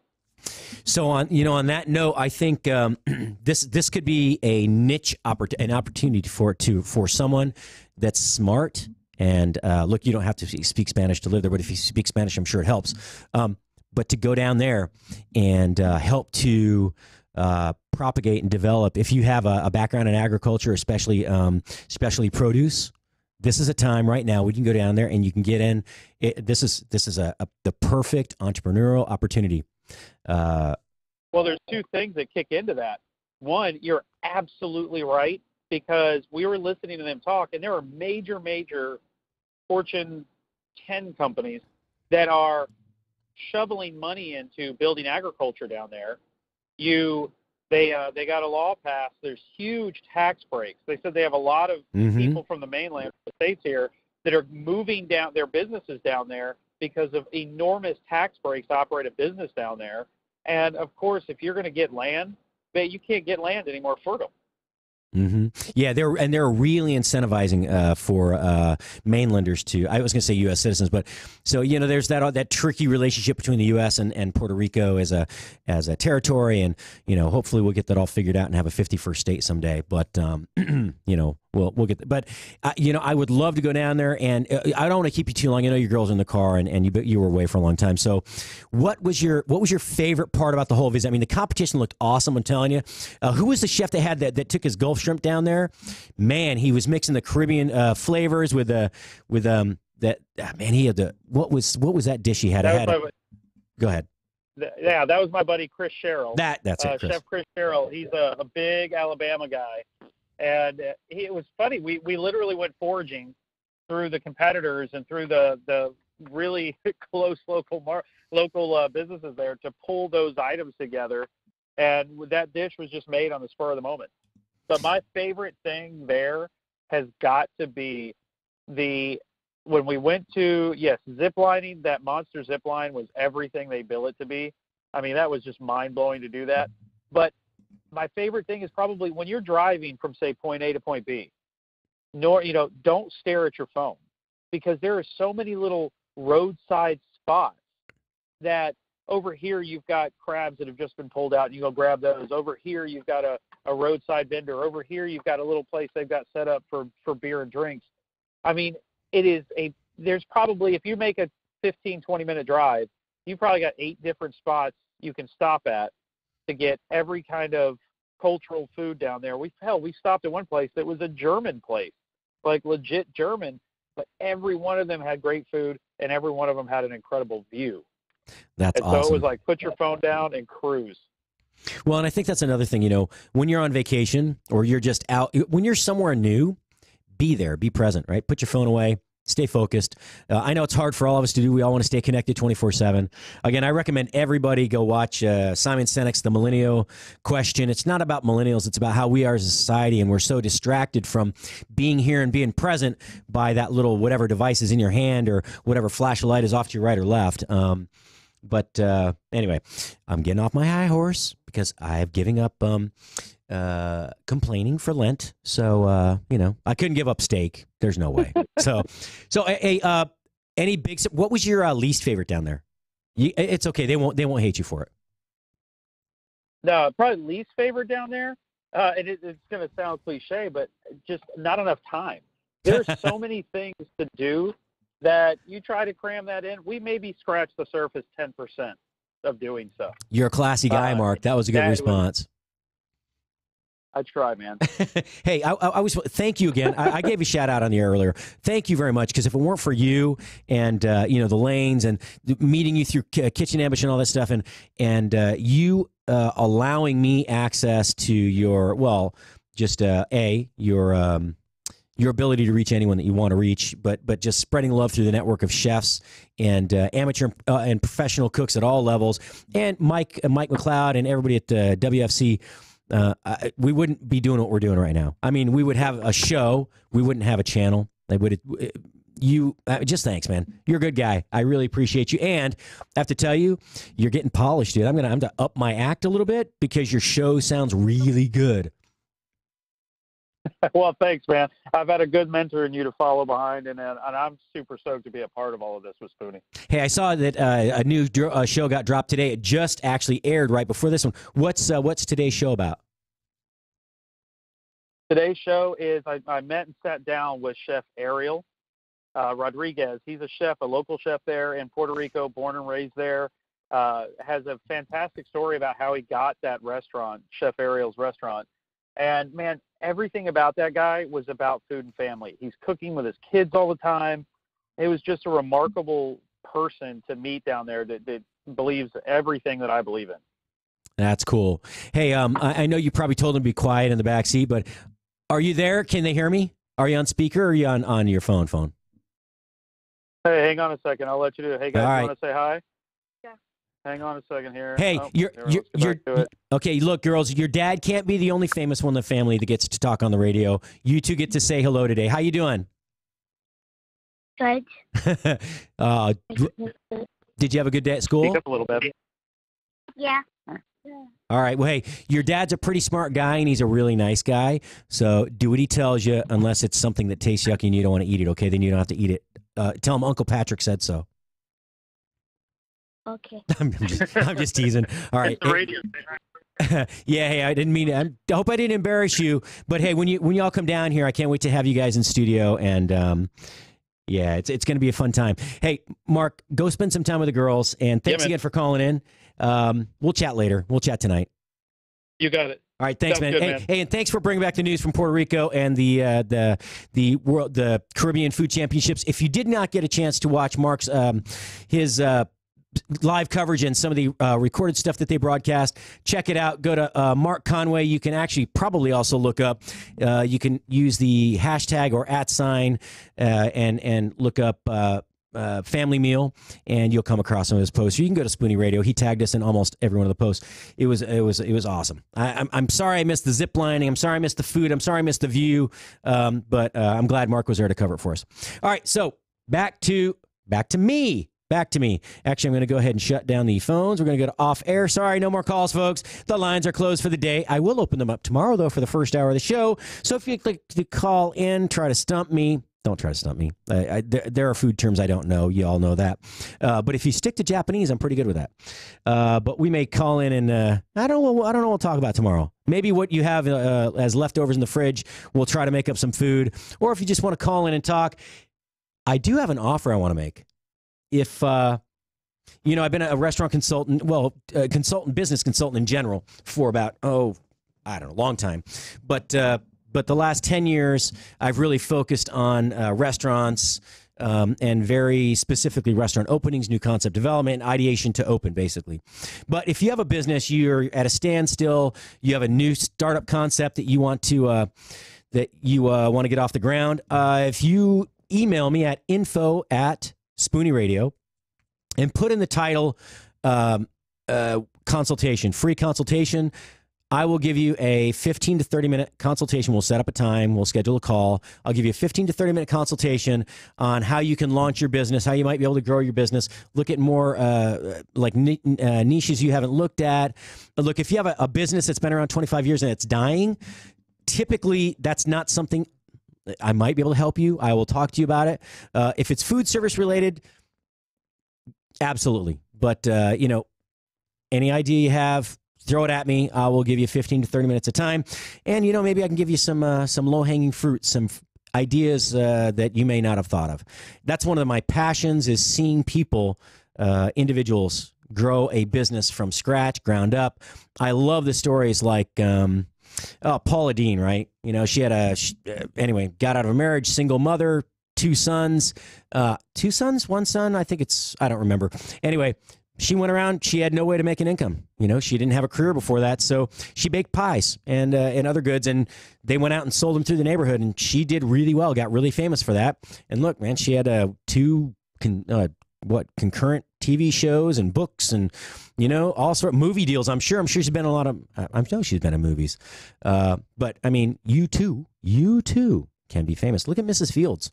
Mrs. Fields had an advantage. Her husband was really wealthy and she needed something to do. And so, I mean, it became famous because they were good, but, that was not your traditional startup, so to speak. Who else? What other about Orville Redenbacher? Who doesn't remember Orville Redenbacher, right? Duncan Hines. Duncan Hines is an interesting story. If you don't know it, I've mentioned it on the air before, and Doc and I spoke about it on his show one time. Duncan Hines was actually a man's name. Duncan Hines was a traveling salesman. I don't remember what company. I'll have to look it up, but he traveled across the country, and he was one of the first foodies, right? He was a gourmand. And what he would do is, it was kind of like the original, what was it? It's not Yelp. What's the, when you walk in and you've got the little award from whatever. I was never into that stuff. So, although it would be really cool to achieve a Michelin star. I've been affiliated with Michelin starred restaurants. I just did never own one, right? That'd be kind of cool. I need to talk to some people out there. Anyway, but Duncan Hines went around and basically he put his little sticker on the window saying, Duncan Hines approved. Y'all can dine here. It's good.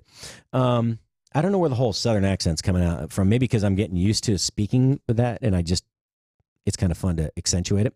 Anyway, Duncan Hines, though, he would go to these places and give us his stamp of approval, and eventually it became such a big brand that he would find these wonderful items, and he made these like cake mixes and things that were these items he found that were originally so tasty and wonderful that he made like a version you could buy in the store, and that's how they came about. So Duncan Hines, look it up. It's DUNCANHINES. And if you don't know that brand because you've never bought a store-bought cake mix, then you are snooty and bougie, and we can't do business anymore.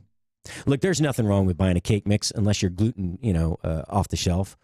A lot of them are really good, and they're not that much different in the ingredients than most of the stuff you buy off the shelf. But if there are more than like one or two ingredients at the end of that are some sort of preservative that you can't pronounce or even spell, look while you're looking at it, then you should probably just make your own cake mix, right? It's just a couple of different things. It's cake flour and egg and milk or water, right? And a little bit of cocoa powder, maybe some vanilla extract, a little sugar, right? Try making it from scratch. Try it, seriously. If you're used to buying like the biscuit mix, pancake mix, waffle mix, Krusties, I'll tell you, Krusties. There's something I make with Krusties that I learned from my buddy Barry Furseth up in my seafood buddy, the world-renowned seafood expert with Blue Fresh Fish Marketplace up in Bentonville, Arkansas. Yeah, man, I can't tell you, man. It's Krusties is the key, though. I'm telling you what, and I have never been able to duplicate that. But yeah, you can try making your own pancake mix. If you don't know how to make it, go buy yourself a used copy from an older edition, a used copy of The Joy of Cooking. Seriously, that cookbook has never let me down. Every recipe I've ever tried is spot on.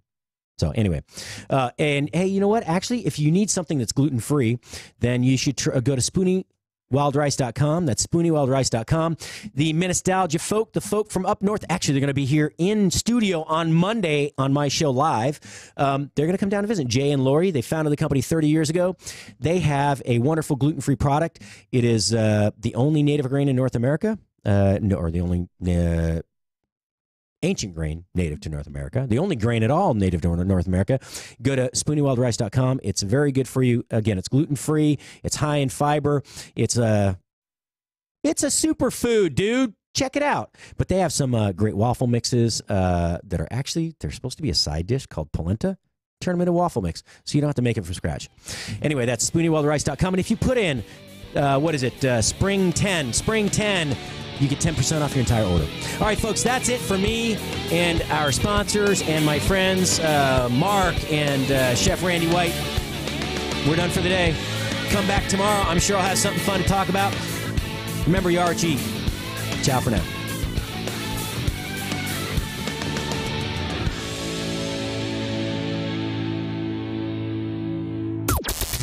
This is the only 24-hour take-anywhere platform dedicated to food and fun. We're Spoony. News this hour from townhall.com. I'm John Scott. President Trump met with the president of Brazil at the White House today at a post-meeting news conference.